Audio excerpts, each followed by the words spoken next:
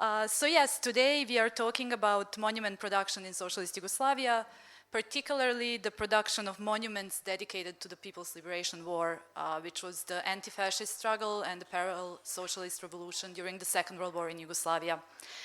While Yugoslav monuments have been destroyed, altered, neglected, or appropriated across the post-Yugoslav space, they have also been, as many of you know, at the center of global hype in the last decade or so. But even in the context of this growing international interest for the Yugoslav monuments or war memorials, these monuments and the Yugoslav memorial and architectural heritage more broadly have also been decontextualized and not sufficiently, or I would argue not adequately, treated in the existing literature on Yugoslavia. And this is the main reason we are here today. The reason for this conversation about the monuments today is the book that our speakers today, Sanja Horvatinčić, art historian and research associate at the Institute of Art History in Zagreb, and Beti Žerovc, art historian and theorist who teaches at the University of Ljubljana. The book that they co-edited is the reason we are here today and the reason for our today's discussion. The book was recently published by Igor Zabel Association for Culture and Theory from Ljubljana and Archive Books from Berlin. It is both a detailed but also interdisciplinary exploration of the phenomenon of monuments and their production, and it also, as you will see when you take a look at the book, it also offers a very rich visual material.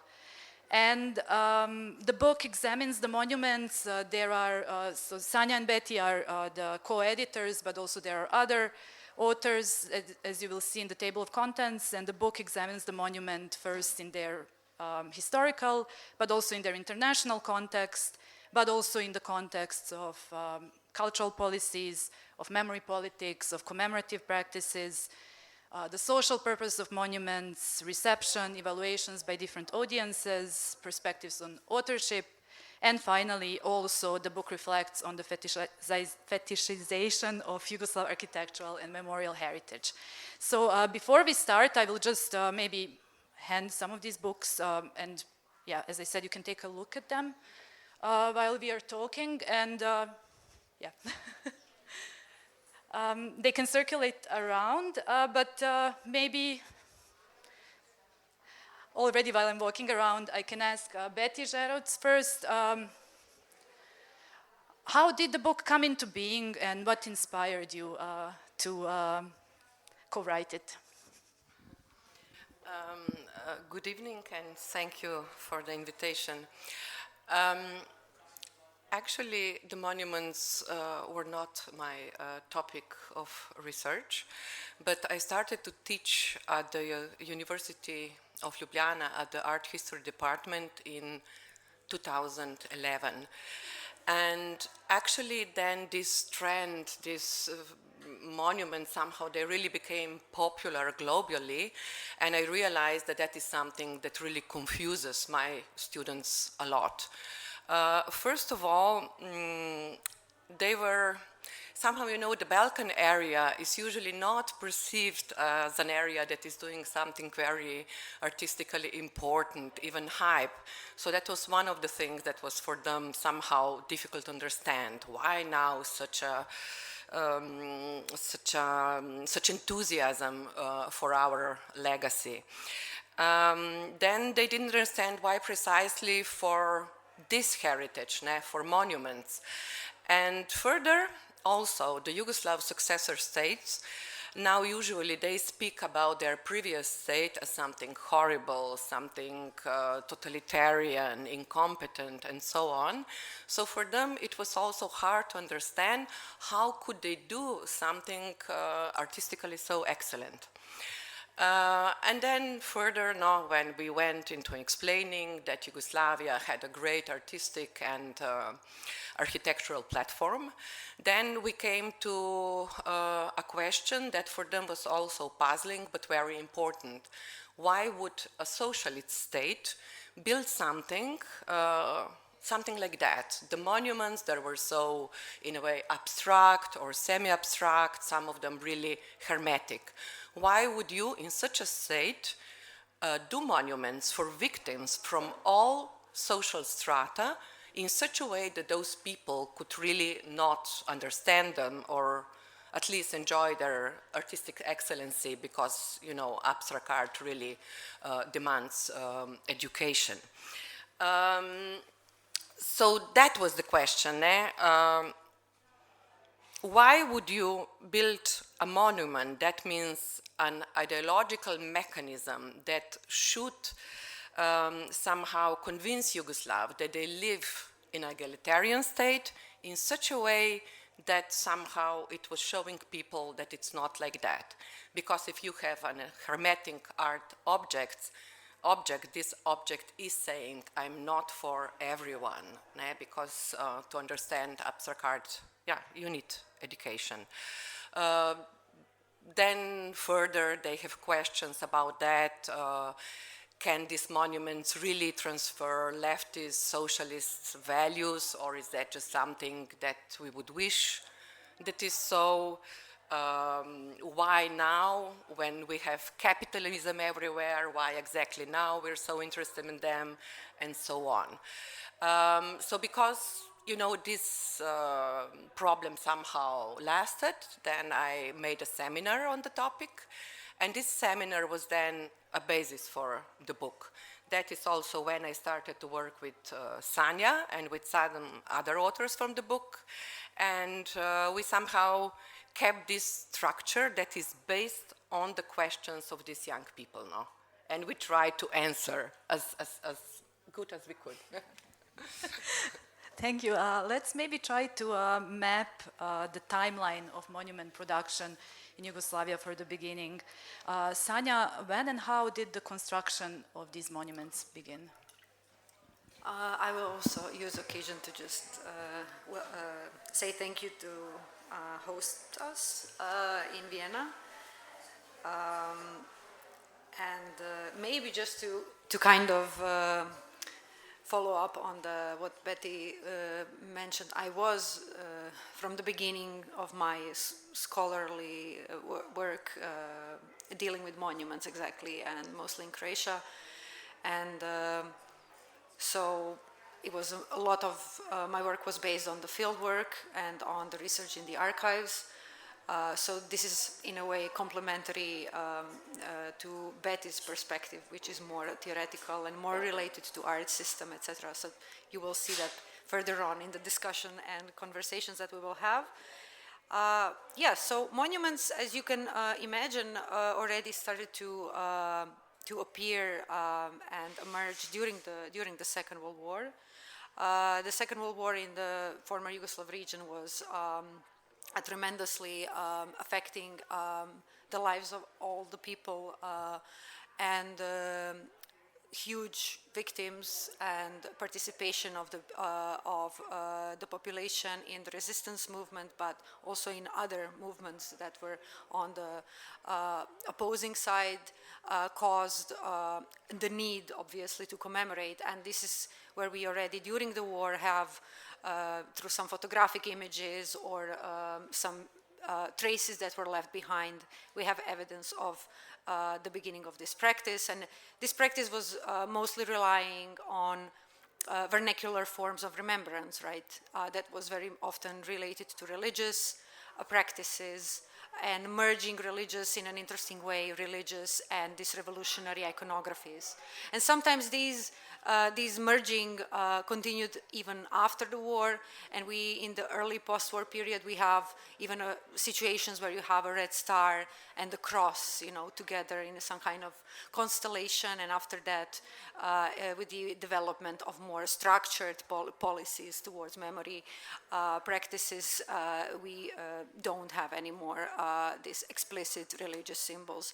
But also these vernacular practices and forms of remembrance are something that even the professional artists would somehow appropriate to make monuments, or some of these artists would to make monuments more accessible to the people. So we have also this kind of approach. But yes, going back to this first post-war period, we have to mention also the fact that during the war and after the war, there was a lot of also erasure of monuments, obviously. There is a parallel process of the erasure of the previous symbols, like in most of the wars and throughout Europe, and the creation of this new vast landscape of memorials and monuments that is definitely the most dense network of memory markers that this region ever have created. So literally in every village, you will find, even nowadays, even after some of these monuments have been destroyed or removed, you will have evidence of this memory inscribed in public space and also in some unexpected places, like in forests or places where partisan struggle was mainly fought, right? But then also other forms of like remembrance practices were present, and for example, the renamings of the streets and the squares, which is something that is a standard practice. And here I would mention also that this renaming of the street also changed after 1948. When Yugoslavia officially left out of the Comminform. There was this big split between Tito and Stalin. And I'm mentioning this here because it is really foundational here for all of these aspects that we are speaking about, both cultural politics, Yugoslavia turning towards the West, but also on the level of defining what is this dominant memory of the Second World War and what is the subject that needs to be commemorated, which is now only and specifically partisan Yugoslav struggle. It is not Soviet, it is not related to this kind of international left, so we don't have monuments dedicated to Lenin or Stalin even, so this is not something that was part of this landscape. It is exclusively dedicated to Yugoslav heroes and specific Yugoslav sites of remembrance. And these sites are sometimes quite peculiar and interesting because they would be, for example, partisan hospitals in the middle of the forest, or some, illegal print shops in the basements. And so these topics became the subject of commemoration later on. No? When it comes to the design of monuments, can we speak here also of some kind of traceable line of development throughout the socialist period? Yeah, I will just briefly come back to kind of define what were the main kind of parameters. The main agent of this memory making and monument making was the Veteran Association that is shortly named SUBNOR, which is Federation of Veterans of People's Liberation War, who were the main, let's say, memory agent behind these practices. And maybe we will speak about that a bit later on, but their role was foundational for exactly following and facilitating these practices of monument making, and also collaborating with other agents like cultural workers and etc. And when I say this, we can also speak about how these monuments were supposed to look like and how there is this kind of line of development. In the book, we didn't aim to create like a strict line of development that would be possible to delineate, but we created also through this visual chapter, we created some kind of like chronological collage of what can be found within the scope of this artistic field of production.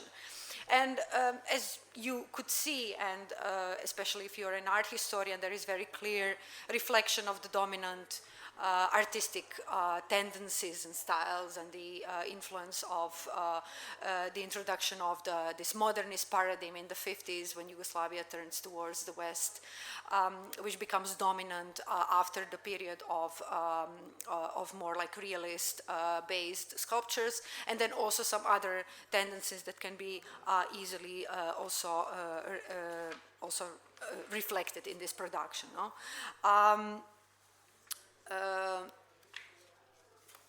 Just a second.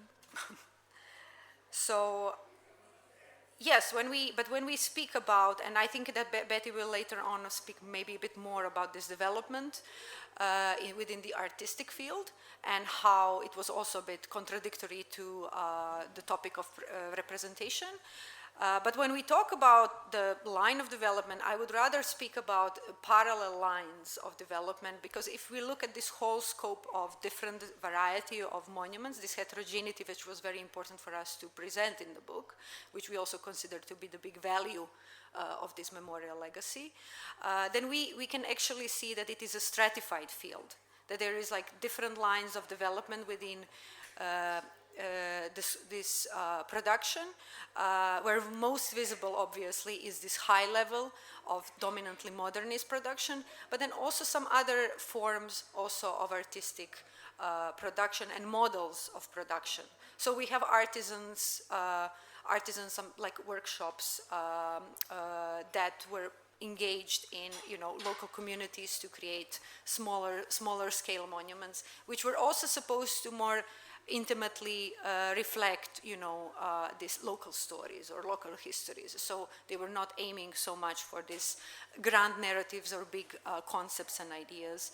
And we also have, you know, a serial production of realist bronze sculptures, which is something that was already in that time considered by the art critics, for example, something abhorrent or something that is quite unacceptable, because it was perceived as a serial production, you know, not unique enough, not inspired enough, etc., etc. But this is, in fact, when we look at, you know, the field, and when we look at these monuments, really how they are, you know, corresponding with these local communities. These monuments are very often quite well received. The monuments that are telling the stories of those local communities, and that have no other big ambition beyond that. So I think this is important to kind of outline that we have this, and that we should, you know, pay more attention to also other forms of production that have been kind of from the beginning kind of put aside or marginalized. I would also say, just mention here that this, you know, different models or forms of productions or ways of organizing this production is something that later on is also more and more from the 60s and 70s is more and more related to also the question of sustainability of these places. So if you have the production of these huge monuments in the middle of nowhere, there is obviously a need to maintain them, to finance, you know, also the maintenance and visiting these places. And this is how we slowly turn towards basically economy of tourist visit and creation of this memorial touristic production, yeah, which is then becomes very problematic in the 80s with the financial crisis, etc. And we will talk a bit later about some concrete examples of monuments and their production. But now again, to contextualize this topic a bit further, both art and monument production in Yugoslavia in the broader context between and with East and West. Beti, what do we need to know about Yugoslav art or art in general at the time to understand the Yugoslav high modernist monuments that we are talking about today and that the book is also about?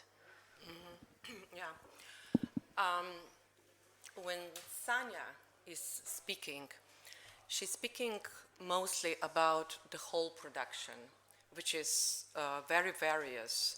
And when I speak, I mostly speak about these very popular high modernist monuments that don't look like this. But if you go in this part with the photos in the middle, you will find them that are very large, very abstract.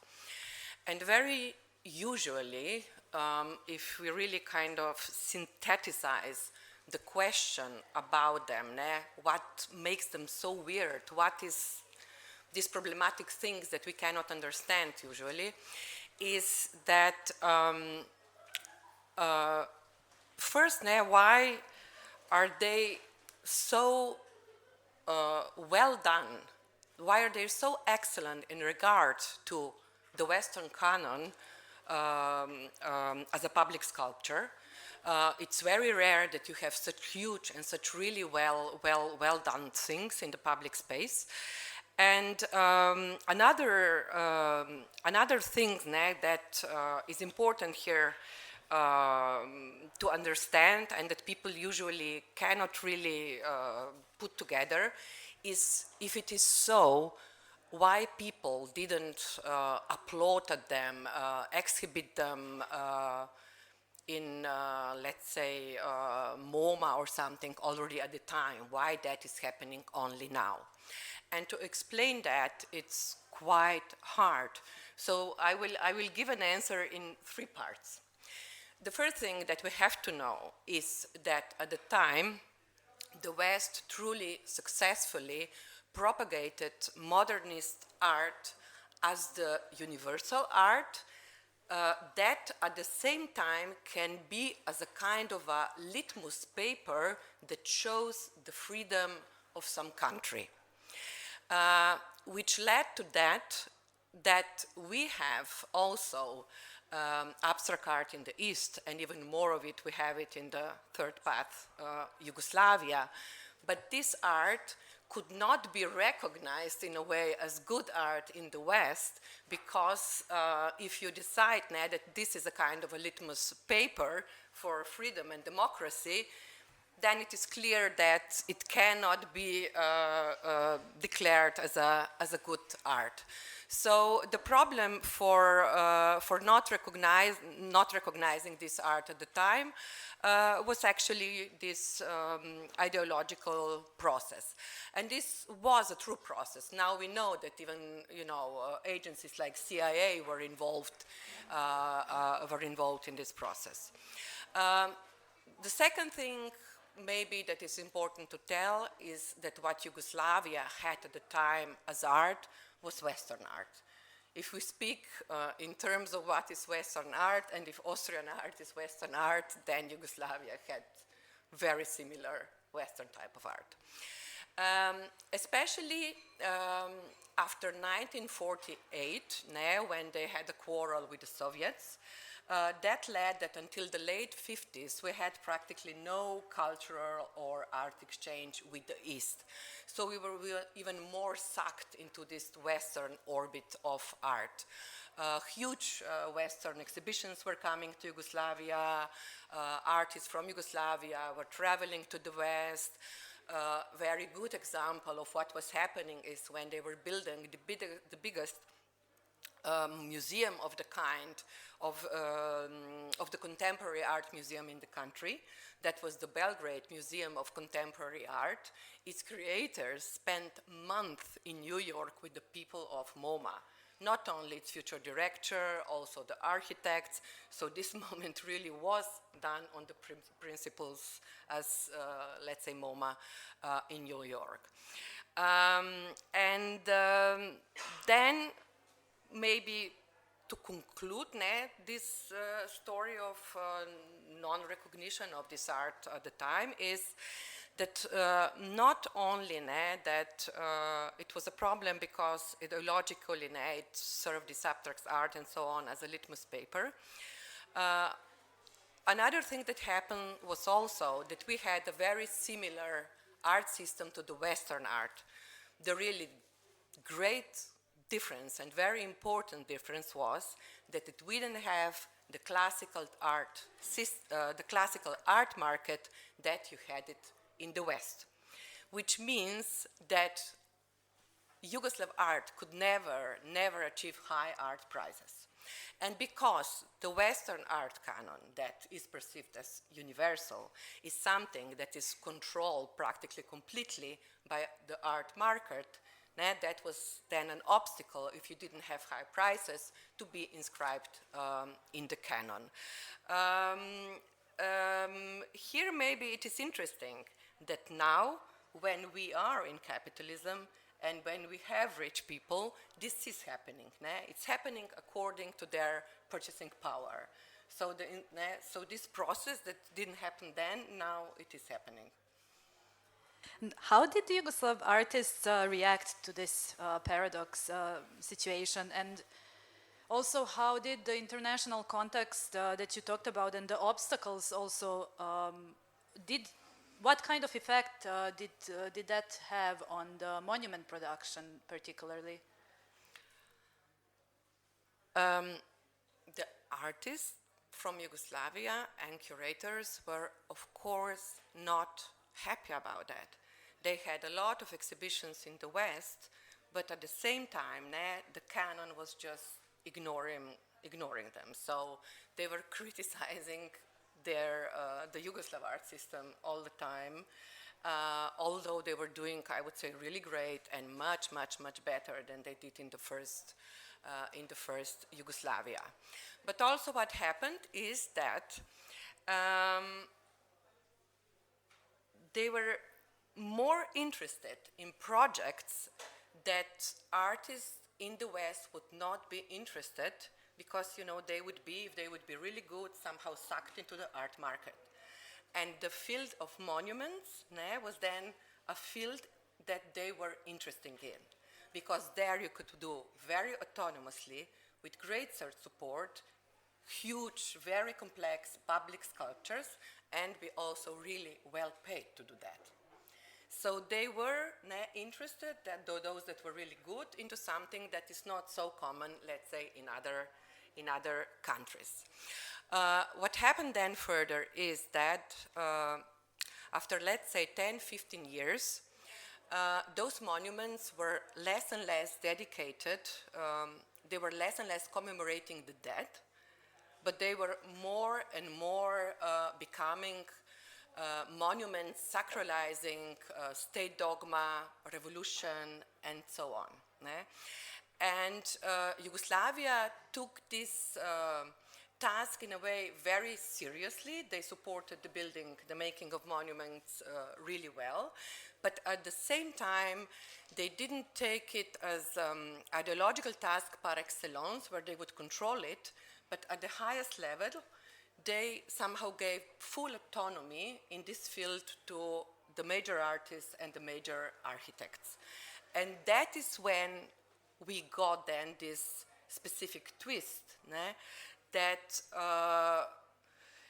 in a way we, how should I say,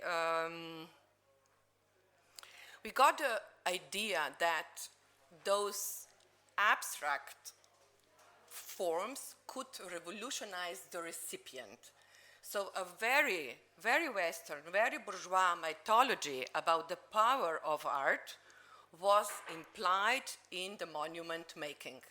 It was even explained that it's like that they do expect that such kind of forms could help people to be in a way revolutionized, to somehow that those monuments would implement to them the values, the socialist values, the revolutionary value. This is an extraordinary idea, but maybe it's also fine to explain why Yugoslavs had such trust in artists. In Yugoslavia, in the 19th century, you have, this was an area of very, very strong, let's say, nationalism. You had a lot of different groups. They were trying to show that they're stronger from one another and so on. And monuments in these processes were serving those people very well. They could understand that these monuments can make, kind of aggressive effects into the society that they would want a monument would do. The monument is a kind of an ideological tool that it makes sense to use it. Let's say Meštrović is such an author who could really, make changes through art and through monuments in this sense. So I think that is why they trusted them a lot, but probably didn't understand that one thing is to do nationalist monuments, and other thing is to do monuments that will be capable to transfer socialist values. So that didn't, here I think the things didn't match as expected. And you see this as a contradiction that led to ineffective monuments as ideological tools that were of course, at the same time, sometimes great, stunning works of art. What about the perception from the West? Is it possible that they were unaware of this production at the time, and how? Yes, I see them as ineffective monuments. They are very often really stunning works of art, but I think as monuments they didn't work as they should. You know, Yugoslavia had a very short period of socialist realism. They were implementing it very vaguely, but that only until 48, until this break with the Soviets. But then into the 50s, they tried a bit to form some kind of specific art, but they didn't succeed with that. That was a new country, a new political system. They were trying to change all kinds of segments of the society, and they had a lot of work. And in a lot of segments, they were very successful, but not with art. Art slipped very quickly, completely back into this classical Western type of art. So that goes to the first part of the question. About the West, that maybe they just didn't know about the monuments. That is not true, because actually, you know, a good example is a very famous magazine at the time, that was the French L'Architecture d'aujourd'hui. They presented those monuments in a magazine that was dedicated to contemporary sacral architecture, which is very interesting. You had only churches from all around the world, and the only country that was represented with the monuments was Yugoslavia. So they didn't only realize that it is a great artistic achievement, they also realized, you know, that there was a shift happening from something that is commemorating the dead to something that is more kind of a tool or a system of sacralization. So yeah, presentations in the magazines were present. Or another good example is that in 1980, those monuments were presented in Yugoslav Pavilion in the Venice Biennial. That was, at the time, probably the most important art exhibition in the world. And they were presented in a very similar manner as they were some years ago in MoMA. But nobody noticed that. No acclaim, no applauses, nothing. So yeah, they didn't. Thank you.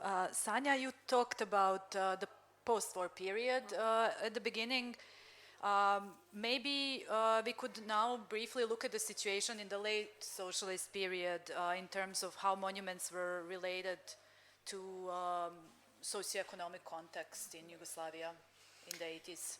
Yeah, it's nice that Beti actually finished with this reference to the Biennale of 1980, because this is a kind of a setup for what I will speak about, and it's actually from the 70s, and actually that Biennale was dedicated to the arts of the 70s, so that was the main topic. So Yugoslavia was representing itself through monuments, and indeed the 70s were this era of really huge investment. It was just a bit before this crisis kicked in, and you know, all the monuments. I know we can even say like Sutjeska or Kozara. Some of you may be familiar with these memory sites that were also, as I said before, very specifically Yugoslav battles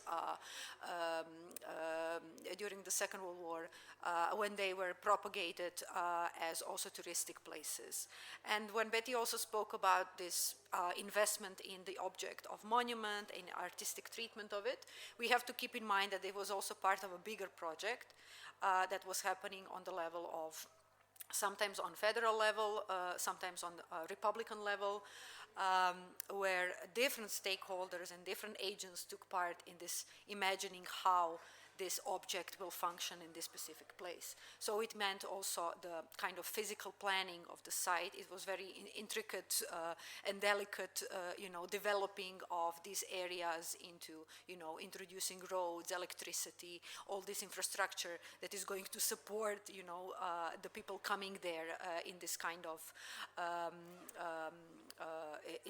group visits. And indeed, these figures, these numbers, when you look at it, they were following, of course, they were looking at some kind of statistics. These are huge numbers, tens of thousands, hundreds of thousands people, etc. So to understand this, it is necessary to connect it to the economy, obviously, on the highest level, and these investments were coming and decided on the higher political levels. And they also meant a kind of developmental program for these areas. And I can speak about Croatia because this is something that I know mostly from the archives, is that they were really concerned, that in this area like Kordun or Lika, that were traditionally kind of lagging behind and underdeveloped, that how we can use, these memorial sites now to kind of, bring in and induce this economic growth in a way. And it is very interesting. I assumed it would be particularly interesting for someone who has economic background to look at this as well. How, these projections that were quite futuristic, they were imagining in 20 or 30 years how many people will be coming and how they were going to spend money and how is this going to produce something like green, something that we would today call like small, touristic accommodation, not like big hotels, but like smaller ones that would not affect environment, etc. So there was a lot of like very, these big teams of people were working on this kind of projects. What happened, unfortunately, what happened was inevitable halting of these projects in the 80s, even to the level that, in 1983, there was a decision of Croatian Veterans Organization, a recommendation, in fact, that no new monuments should be built. And this is a very interesting moment, that those who were actually so much investing and facilitating this production, at some point they said, okay, this is, they don't say it that way, but they say kind of, this is not ethical. We shouldn't do it now because we are in a bad position.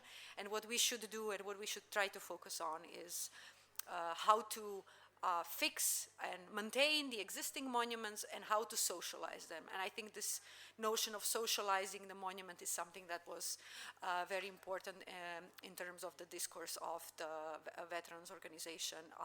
Podruštvljenje, like the socializing in terms of political socialization. And I think this question remains to this day in a way. Maybe this is this kind of the moment when they decided not to build monuments anymore. Of course, this didn't mean that there were no more monuments built after 1983, but no such bigger investments were, at least in Croatia, started. That's very interesting and also important to look at monuments not as just static objects but beyond, and part of that is also how they were imagined by these actors, many of whom also participated in the war and wanted to also commemorate their own war experience. But maybe you all have the chance to see the book and see some of the visuals. Some of you also know some of the examples of these monuments that we've been talking about. But maybe let's still try to illustrate all this with an example or examples rather, how the process of creation, of production of a monument would look like. Well, the processes of creation were quite different through the time, so in the beginning, after the Second World War, if we take an example, I know quite well an example of something that is called Sveti Urh. It's a hill above Ljubljana. That was a place where the collaborationists of Italians and then Germans, they have their stronghold in the local church. And around this church, they were torturing and killing partisans, activists, and so on. And they were then burying them in the surrounding forests. So that was quite, an important place, after the Second World War. And first, let's say, commemorative services simply started somehow naturally when they were excavating victims. And people there were really interested to have monument built as early as possible. So they were even organizing something that was called morning meetings, where they would sing partisan songs and so on to collect the money for the monument. But because this is an important place for Ljubljana, and it's important what was happening there, so then already in the 45, the competition for the monument was done really ambitiously and very properly. So the competitions for monuments, they started also very early on. And again, it was very elaborated. Yeah, it had an idea how the objects should be preserved to be later turned into museum, how the ossuary should be built, the monument, different segments of the area, how they should be somehow included in the commemoration, how different paths around all these things have to be organized. So it was prepared really well, and you had then a lot of artists, a lot of architects, and then one architect and two sculptors were chosen. And at this early time, those were usually the sculptures that started before the Second War, so naturally the monument that we got was figurative, but not socialist realism or something, but a very elegant, very beautiful, large figurative monument.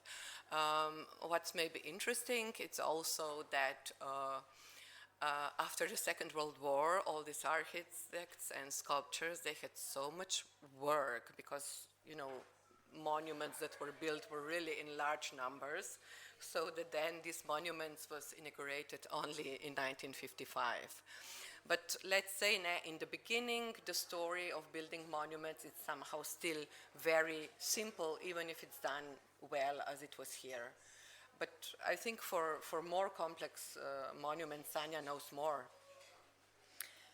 Yes, so I think it is good that we also give these two examples, because I will speak of another example, and both of these examples are in the book, so maybe you will be able to find them when you go through and when you will be reading the book, hopefully, because indeed two main reasons for building monuments. No, one of them was really to commemorate the victims and to bury the victims, to create burials. No? And this was the case with Urh. And this is where we have also this process, of really like affective connection to the place, because this is the place where your family members or your comrades or whoever is actually buried, and where they suffered and died. Another example, which I will kind of reflect on, is the need to mark a symbolic place where something politically symbolically relevant was happening.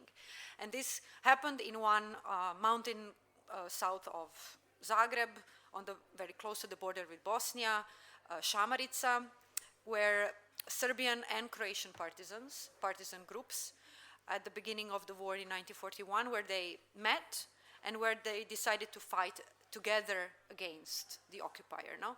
But the context is actually that that Croatian fascists, Ustaše, in that area are killing Serbs. So you have this very hard situation where these two ethnic groups are, or where actually one ethnic group is a victim of the dominant politics of another ethnic group, which is fascist.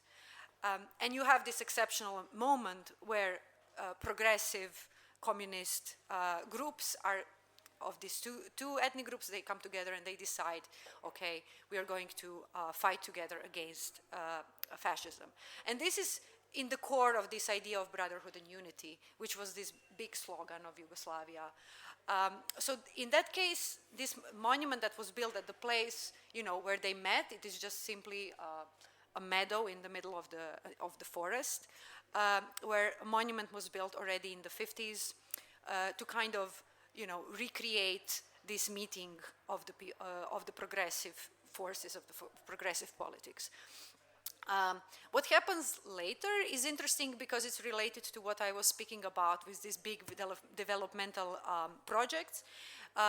Because in this local community, which now in the 70s already functioned according to this reformed system of self-managing companies and self-managing communities, where they decided to invest in creating this kind of big memorial park around this mountain, with other locations related to the Second World War part of it. So it's kind of a mapping of that area, and which also needs to have a kind of facility for hosting the visitors. So here in that case, we have this classic example of building, roads, a hotel, a little memorial exhibition in this hotel, and then also some new monuments, more modern abstract monuments also related to the sites of the Second World War.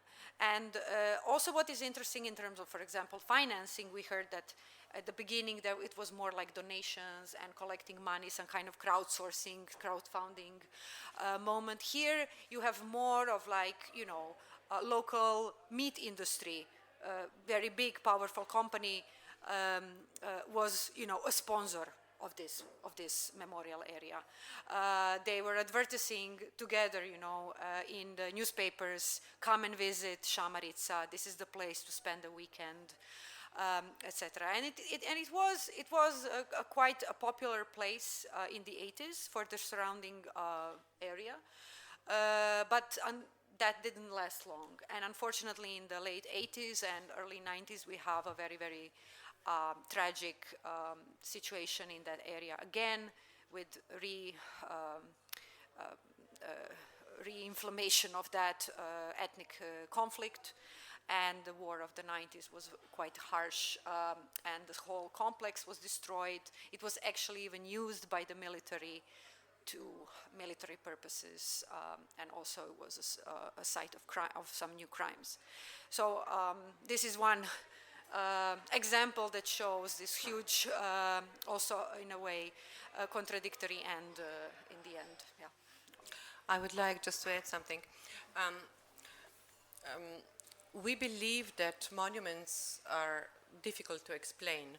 That's also why in the book we started the story about those monuments already in the 19th century, how the popularity of the monument happened in that area, what kind of monuments we had, and so on. And then also, when we go further, it's not just that we would speak about the monuments, but we're speaking also about rituals and so on, because monuments is just kind of a material trigger that then is alive through commemorative practices and such kind of events happening around. So Sveti Urh, when I was talking about, we are then also presenting in the book all kinds of things, how things go from the beginning, from excavating to building to ritual practices, and then of course you have also presentations of monuments. So we really try to explain those things as good as we could. And also the book doesn't stop in the beginning of the 90s. This book goes until today because, the interpretation of monument is changing through the time. And we thought that it's very important we understand now the processes around those monuments that are happening now. On the one hand, you have the destruction of monuments, but on the other, this global fascination. So it is a kind of a long trajectory that we try to follow.